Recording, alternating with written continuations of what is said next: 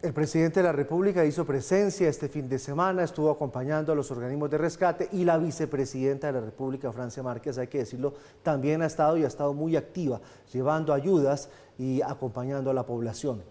Pero la Procuradora General dijo que esta tragedia era una tragedia anunciada. ¿Cómo es la historia, Paula? Se repite la historia que no es la primera vez que la escuchamos en el país, que esto se había podido evitar. La Procuraduría ha dado a conocer que ya le había pedido a la Unidad Nacional de Gestión de Riesgo que le diera información acerca de los recursos, de las acciones que se estaban adelantando y destinando para las vías en el país, y específicamente había indagado por este tramo, por la vía entre Quibdó y Medellín en el marco de la emergencia invernal. La Procuradora General de la Nación, Margarita Cabello Blanco, calificó el reciente derrumbe de la vía Quibdó-Medellín como una tragedia anunciada. El deslizamiento de tierra ha cobrado la vida de al menos 39 personas y dejado numerosos heridos. Esta carretera, Quibdó-Medellín, también conocida como la Trocha de la Muerte por los habitantes de la región, ya había sido señalada como peligrosa tanto por los ciudadanos como por el organismo de control. Esta lamentable situación es una tragedia anunciada y nos recuerda la importancia de la prevención y la atención a las advertencias. Margarita Cabello reveló que la Procuraduría había solicitado información al director de la Unidad para la Gestión del Riesgo de Desastres sobre las acciones y recursos destinados a la intervención de las vías en el país, especialmente la vía Quibdó-Medellín, debido a la declaratoria de emergencia invernal. Sin embargo, lamentó que la respuesta recibida fue insuficiente. Lamentablemente, la respuesta recibida fue insuficiente. Fue centrada más en anuncios que en medidas concretas. Por ello, y en consecuencia, vamos a proceder con las acciones a que haya lugar. Este trágico incidente, según el ente de control, pone en manifiesto la urgente necesidad de mejorar la infraestructura vial y fortalecer las medidas de prevención en regiones propensas a deslizamientos y condiciones climáticas extremas. La sociedad y las autoridades esperan respuestas claras y acciones concretas para evitar que tragedias anunciadas como esta se repitan en un futuro. Es bien sabido que tragedias como esta son muy difíciles de anticipar. Recuerden ustedes, una buena parte del país está en la zona andina, donde hay cordilleras muy jóvenes, a diferencia de cordilleras de otras partes de la Tierra o de montañas de otras partes de la Tierra bastante consolidadas. Nuestras cordilleras son relativamente jóvenes desde el punto de vista geológico, eso dicen los expertos, y fuera de eso sujetos a presiones que vienen desde las placas del Pacífico. Es decir, estamos en zonas en que esto se puede presentar con mucha frecuencia. Lo que sí es evitable es que estas tragedias tengan la magnitud que tienen. Para eso existe la prevención y para eso existen unidades de prevención de riesgos y atención de desastres.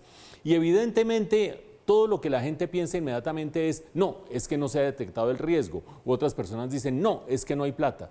Pues vean, lo que tiene indignada a mucha gente es que, aunque no se puedan evitar esta clase de movimientos de tierras, sí se cuenta con la plata. Había la plata, estaba separada y fuera de eso estaba identificado este punto como un punto de alto riesgo. Es una historia que ya hemos oído muchas veces en el país. Y ustedes dirán, no, es que la procuradora tiene intereses políticos y qué sé yo.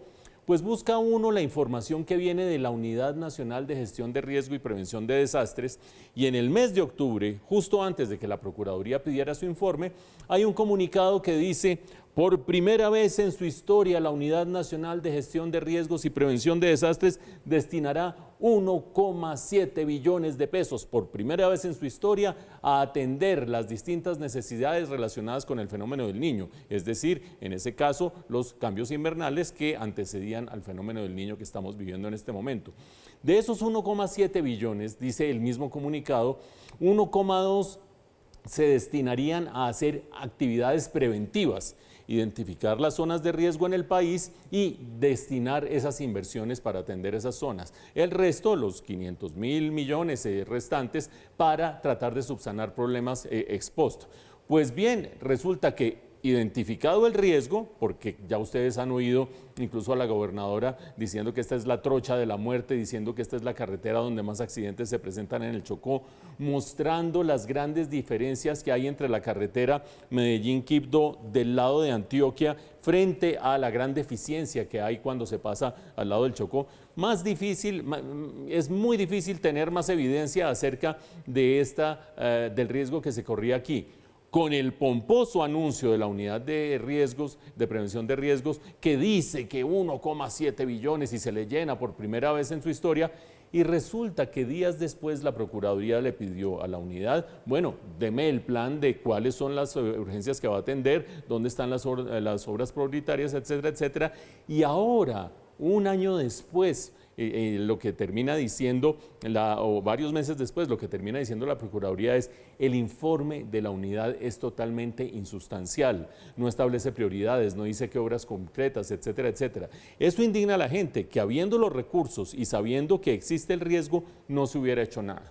Entonces la gente dice: no, es que esto es demasiado pronto, fue la premura, etcétera, etcétera. Remontémonos a un año atrás. Un año atrás en este noticiero y en los demás medios de comunicación estábamos registrando la tragedia en Rosas, Cauca. Es decir, ustedes se acuerdan, el suroccidente del país quedó prácticamente aislado cuando la carretera panamericana, producto también de un derrumbe, quedó totalmente inhabilitada. Un año. Se le dedicó plata, se le dedicó una cantidad de recursos, etcétera, etcétera, y resulta que un año después nos hemos enterado de dos cosas. La primera de ellas, que no se han acabado los arreglos de la carretera, 12 meses después, que se ha postergado 5 veces la entrega de la obra final de la carretera, que está en 85% y que hay familias que no se han reubicado del caso de Rosas, Cauca de hace un año. Por favor, eso sí es el colmo de la incapacidad de la gestión, que se debería empezar a llamar así ciertas partes de la unidad de riesgos por lo menos. Pero no solamente eso, también sabemos a estas alturas que ya empezaron a verse nuevamente grietas en Rosas, Cauca. Fíjense ustedes, aquí más allá de los anuncios, 500.000 millones del Invías y de la ANI y qué sé yo, y el presidente llega y mira y se va, de lo que vamos a hablar en unos momentos, pues resulta que la gestión es fundamental, la capacidad de hacer políticas públicas es fundamental, y en esos dos frentes, crudos, crudos, crudos. Y yo le pongo un punto adicional, Mauricio, la vía Bogotá-Villavicencio. Qué desastre de vía Bogotá-Villavicencio. O es el derrumbe, o es el túnel, o es el accidente, y el fenómeno del Niño apenas empieza. Apenas empieza. Le hablo de Guatemala, porque el presidente se fue para Guatemala a la posesión de Bernardo Álvarez. Actual presidente, se posesionó tarde porque tiene unos líos tremendos con la fiscalía. El presidente de la República estaba allá. Como se empezó a retrasar la ceremonia, dijo Gustavo Petro: de aquí la delegación colombiana no se va hasta que el presidente Arévalo tome posesión como debe ser. Eso se dio hasta pasada la medianoche. Tanto así que el presidente Petro consideró en no ir a Davos. Esta es la historia del protagonismo del presidente Petro en la posesión de Bernardo Arévalo, presidente de Guatemala. El presidente Gustavo Petro empezó su gira internacional este año llegando a Guatemala para acompañar la posesión de Bernardo Arévalo como presidente de este país. El presidente colombiano, una vez llegó a Guatemala, denunció a través de su cuenta de X que el ministro de Defensa colombiano, Iván Velázquez, no tenía autorización para ingresar a Guatemala. Nuestro ministro de Defensa, presidente de la Comisión Judicial Independiente que investiga la corrupción en Guatemala, aún no puede entrar a este país. También aseguró que el partido del presidente Arévalo se le había retirado la personería jurídica y señaló que aún el Congreso de la República guatemalteco no había logrado ponerse de acuerdo para elegir su junta directiva, la cual debía encargarse de la posesión del presidente electo. La posesión se siguió postergando y el presidente Gustavo Petro tomó la decisión de permanecer en Guatemala. Estaré en Ciudad Guatemala. No se retira la delegación colombiana hasta la posesión del presidente Arévalo. Vamos al Teatro Nacional Miguel Ángel Asturias, donde debe posesionarse el presidente Bernardo Arévalo. Si es necesario, se suspende el viaje a Davos. El retraso fue tal que algunos invitados internacionales, como el presidente de Chile, Gabriel Boric, también Felipe VI, el rey de España, salieron de Guatemala por motivos de agenda. La posesión finalmente se dio pasada las 12 de la noche y la decisión del presidente colombiano tuvo varias reacciones en el país, pues a comparación de otros mandatarios, él decidió quedarse. David Castillo, un investigador de la Universidad del Externado, explicó que era necesario el acompañamiento del presidente colombiano para que Bernardo Arévalo se posesionara. La decisión del presidente Petro de acompañar la posesión del nuevo presidente de Guatemala, Arévalo, debe ser entendida dentro del marco de las obligaciones que tiene Colombia como un integrante del sistema interamericano y en específico como un suscriptor de la Carta Democrática Interamericana. En el caso de Guatemala, sin embargo, si bien se quería el mismo resultado, era necesario que hubiera ese acompañamiento por parte de otros actores y ahí Colombia hizo bien en asegurar que la voluntad del pueblo fuera respetada. Después de darse la investidura, el presidente Gustavo Petro confirmó que sí viajaría a Davos para participar del Foro Económico Mundial. Vamos a Davos, tenemos el tiempo, pensamos que íbamos a seguir hoy en las mismas circunstancias, pero liberado ya el problema del gobierno constitucional de Guatemala, pues vamos hacia Davos, tenemos el tiempo suficiente. Y después de terminar su agenda en el Foro Económico Mundial, el presidente Gustavo Petro viajará hasta Roma para reunirse con el Papa Francisco. Esta será la primera reunión del presidente Petro con el Papa como jefe de Estado, en donde hablarán, según el mandatario, de la paz en Colombia y en el mundo. Finalmente el presidente sí salió para Davos. Bueno, hay un escándalo en Davos, Suiza, Paula, porque el gobierno pro Colombia alquiló una casa para hacer una exposición sobre Colombia. Es una manera de atraer la atención de grandes empresarios y de gobiernos de las bondades que ofrece nuestro país. Sí, es cierto. Mire, más de 4.000 millones de pesos cuesta el alquiler ¿Cuánto? de esta casa, más de 4.000 millones de pesos. Desde el 15, es decir, desde hoy, hasta el 19 de enero. Y ahí es donde se desata la polémica. Del 15 al 19 de enero, ¿Qué 4.000 millones de pesos. El Foro Económico de Davos, sí señor. Pero bueno, usted ya lo señalaba, lo ha dicho el ministro de Comercio, pero lo ha dicho también el propio presidente, que el objetivo de esta casa es mostrar las bellezas desde Colombia al mundo. Dicen ellos que propiamente en un mercado donde hay personas con un alto poder adquisitivo que pueden sentirse atraídas por Colombia y después de conocerla en esta exposición, bueno, pues pensar en venir a visitarnos y en dejar pues aquí algunos ingresos en materia de turismo para los colombianos. Esta semana se desarrolla el Foro Económico Mundial en Davos, Suiza, y el gobierno nacional tomó la decisión de alquilar una casa entre el 15 al 19 de enero por más de 4.000 millones de pesos para promover el turismo. La casa tiene 80 metros cuadrados, está ubicada en la calle principal de Davos, a pocos metros de donde se desarrolla el Foro Económico Mundial. La fachada de la casa tiene un paisaje de los océanos de Colombia. La estrategia liderada por el Ministerio de Comercio, Industria y Turismo y ejecutada por ProColombia busca incrementar la inversión extranjera en el país, así lo aseguró el presidente Gustavo Petro. Precisamente para que se pueda atraer un turismo hacia Colombia en beneficio de toda la sociedad colombiana.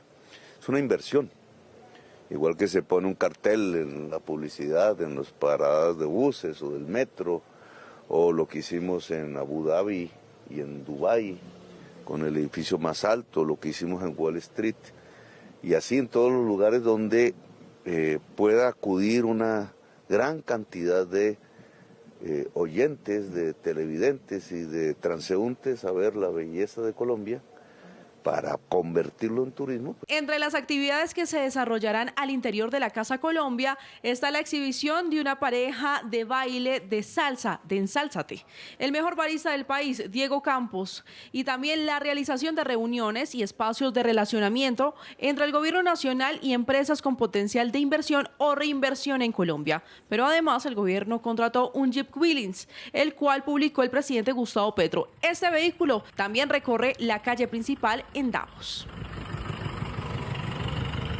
Pues bueno que se exponga Colombia en ese foro, porque la verdad que va gente muy importante que puede traer turismo, pero 4.000 millones de pesos para una casa de 80 metros cuadrados, 80 metros 4 días. 4 días. Sí, y la casa de es 4 muy días. 4 días, una casa de 80 metros cuadrados, 80 metros cuadrados, Sí, no, la verdad chiquitico. Es que, pues el costo sí es Bastante alto, pero pues hay que decir que sí, por lo menos va en concordancia la estrategia con lo que siempre nos ha dicho el presidente, y es que él quiere hacer del turismo el nuevo petróleo. Entonces, bueno, por algo hay que empezar. Habrá que ver que se recupere esa plata con la inversión que venga en turismo, ¿no? Bueno, veamos lo que pasó en Davos, pero primero veamos lo que pasó en Guatemala, porque el presidente salía de Guatemala para ir a Davos. No se imaginen. ¿Qué iba a decir usted? No se imaginen nada distinto. En Guatemala, dos cosas para observar. La primera, el presidente Arévalo, ya posesionado presidente Bernardo Arévalo, ganó las elecciones por 20 puntos de ventaja. Era totalmente inaudito, totalmente inaceptable la jugadita que se estaba tratando de hacer en el Congreso de la República.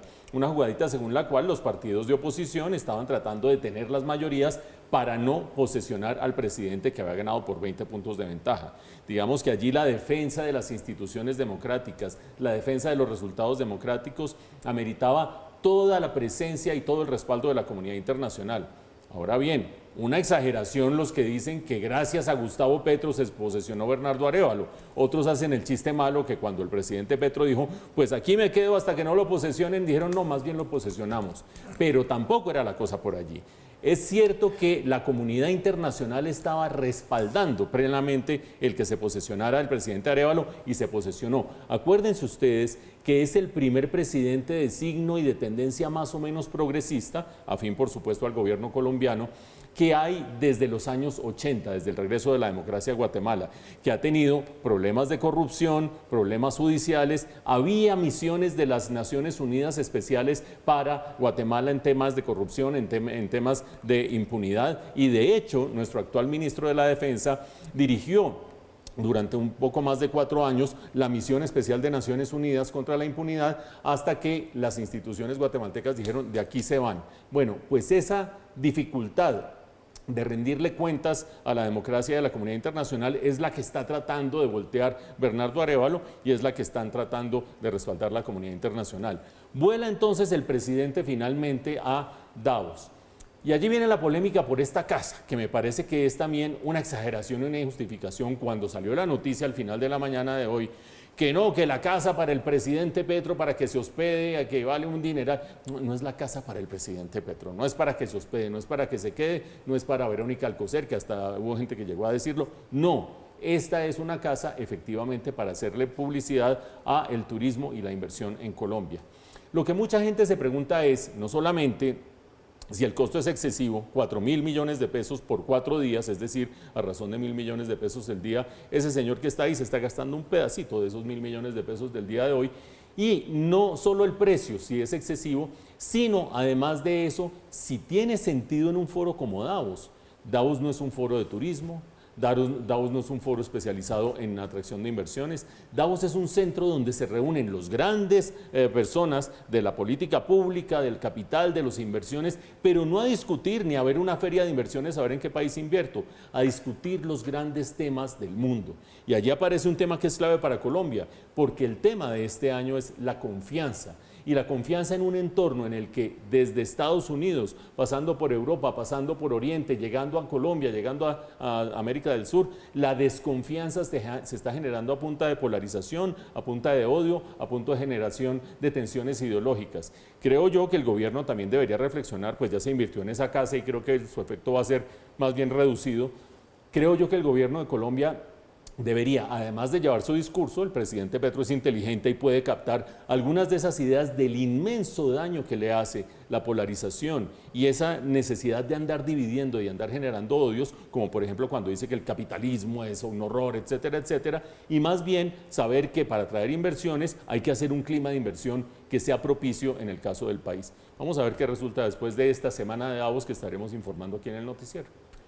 Bueno, y de Davos volvemos a la región, porque casi un mes después de su liberación por parte de los Estados Unidos, Alex Saab fue nombrado por Nicolás Maduro como el nuevo presidente del Centro Internacional de Inversión Productiva de Venezuela, una entidad encargada de buscar inversiones del exterior en medio del bloqueo internacional. Y anuncio el nombramiento de Alex Saab Morán como nuevo presidente del Centro de Inversiones Productivas de Venezuela, para que él con su experiencia ayude a nuestro país a atraer las inversiones y a atraer la fuerza económica del mundo. Alex, confío en ti plenamente. Definitivamente ser pillo paga, porque este señor tiene deudas con la justicia de los Estados Unidos y sale por un indulto. Eso no quiere decir que sea inocente. Y ahora está encargado de atraer la confianza internacional productiva para Venezuela. ¿Quién va a confiar en él? Sí, no solamente sale por la puerta grande, sino que, como usted lo decía, aterriza muy ¿Pero bien. quién va a confiar en él? O sea, una persona que sale por indulto en los Estados Unidos, ¿va a traer confianza para Venezuela? Pero además volvemos al punto remanente de la discusión anterior, y es: para atraer inversiones a Venezuela no se necesita una gran agencia y un gran promotor, sino que haya un entorno favorable a la inversión y reglas del juego claras. Eso es lo fundamental. Pero bueno, ya Alex Saab ha sido nombrado en ese centro. Y Maduro le dice: Alex, confío en ti. Confío en ti.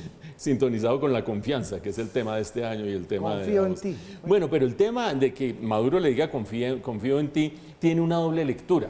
Primero, pues la del líder que va a promover las inversiones y demás. Pero segundo, acuérdense ustedes hace un par de años cuando capturaron a Alex Saab en Cabo Verde, y cuando terminó en ese momento todo el mundo diciendo: él es el que tiene a Maduro por el cuello, porque él se le sabe los secretos a Maduro, los gringos se los van a llevar, le van a sacar todos los secretos, Maduro va a quedar contra la pared y no hay aquí quien se salve. Que Alex Saab negocie con Estados Unidos, con la justicia de Estados Unidos, toda la información que va a dar de los capitales que ha dado. Nada, de nada, de nada, de nada. Lo que quiere decir dos o tres cosas. La primera de ellas, que Estados Unidos cambió su posición frente a Venezuela y frente a Alex Saab. Y lo digo porque los hechos así lo demuestran.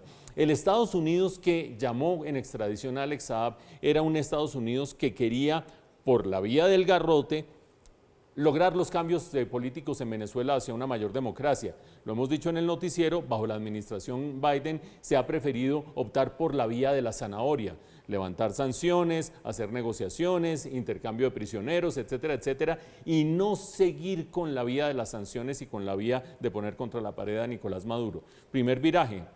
Segundo elemento clave: las personas y el intercambio pragmático de prisioneros está por encima. Acuérdense ustedes que con la salida de Alex Saab de Estados Unidos, el regreso a Venezuela, hubo a cambio más de 10 estadounidenses que salieron, que estaban presos en Venezuela y que salieron, y más de 15 venezolanos que eran presos políticos y que también salieron. Bueno, parte de la gestión también. Un tercer elemento del cambio político de Estados Unidos. Estados Unidos cree que por la vía de la zanahoria, y cuando digo cree no lo estoy diciendo sarcásticamente, vamos a ver qué pasa, me permito reservarme la opinión al respecto, que va a haber cambios en las elecciones, de cara a las elecciones, y que Nicolás Maduro va a lograr, va a comprometerse hacia una transición democrática en Venezuela.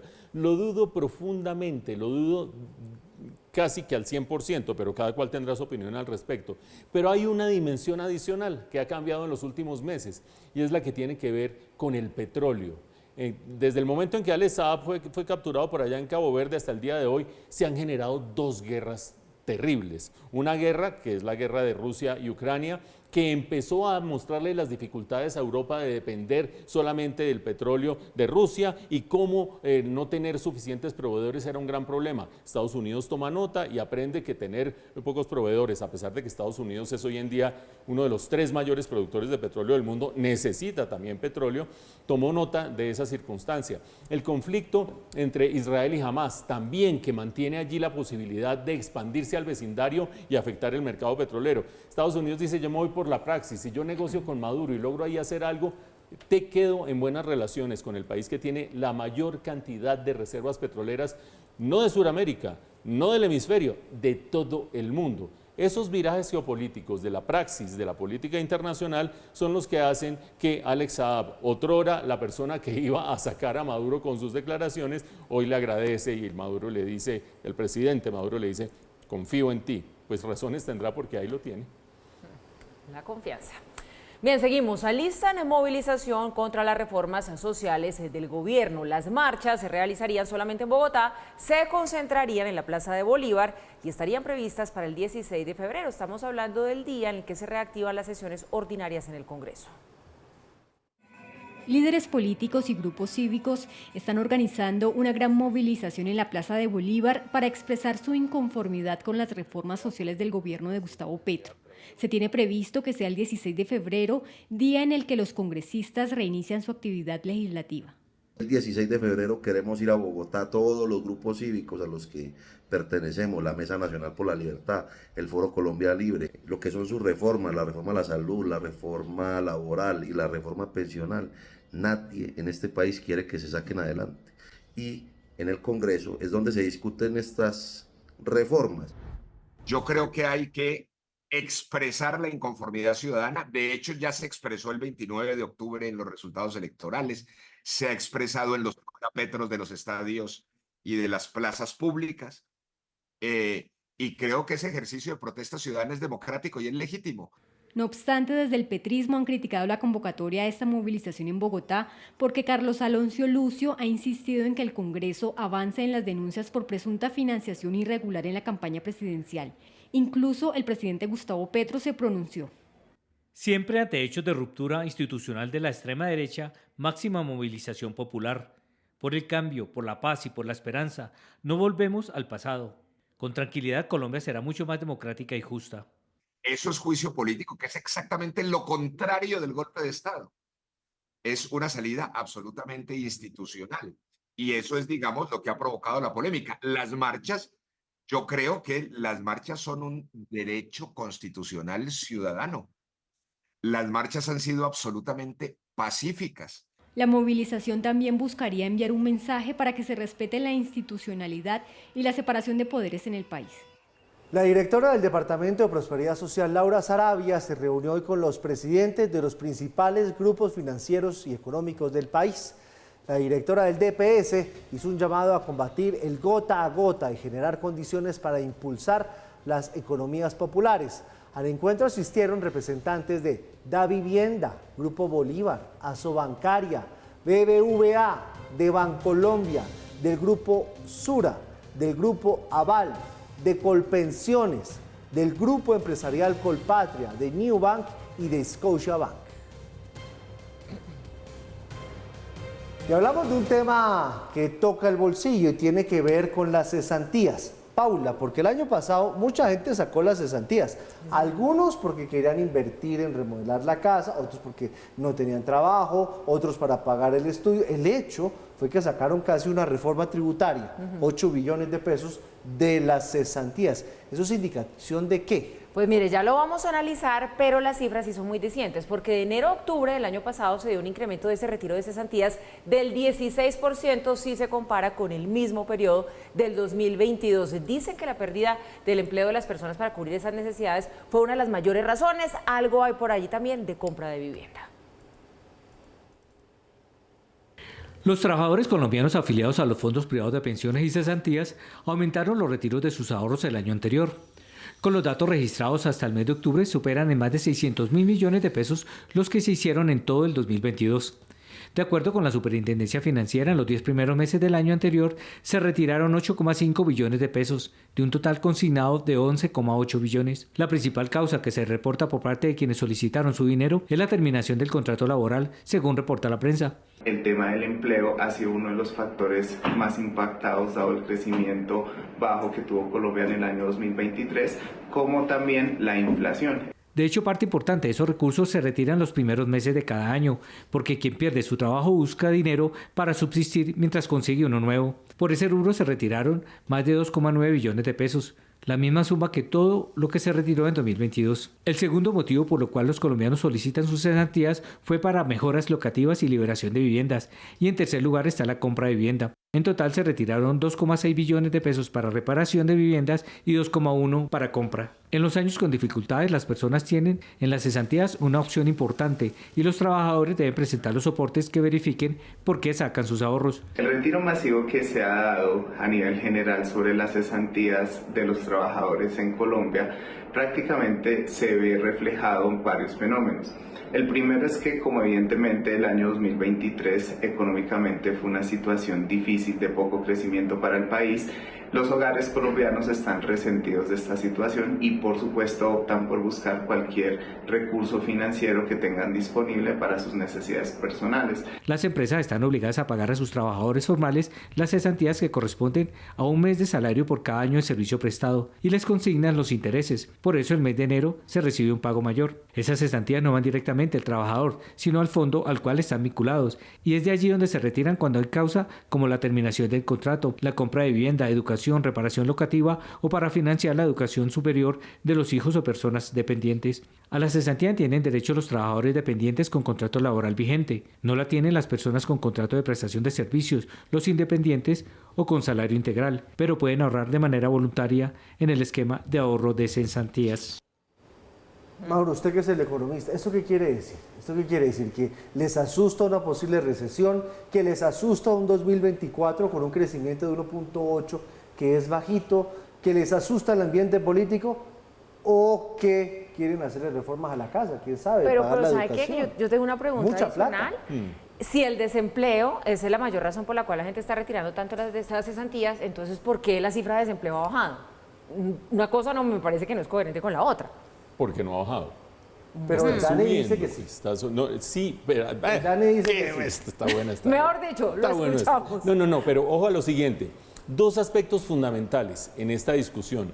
Porque la gente dirá, bueno, cesantías siempre la gente ha retirado y ya oyeron la nota de Ismael, se pueden retirar para mejoras de vivienda, para comprar vivienda, para atender obligaciones de educación y cuando se le acaba uno el contrato. Digamos que en eso no hay nada nuevo y la gente retira las cesantías para esos propósitos. Pero las dos cosas fundamentales que se están viendo es el gran volumen de retiros.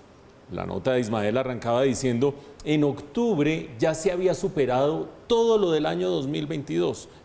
No solo se había igualado, se había superado lo del año 2022. Por lo tanto, vamos a tener un retiro terminando todo el año cuando se consoliden cifras que va a superar en más del 25% lo que se retiró en el año 2022. Volumen.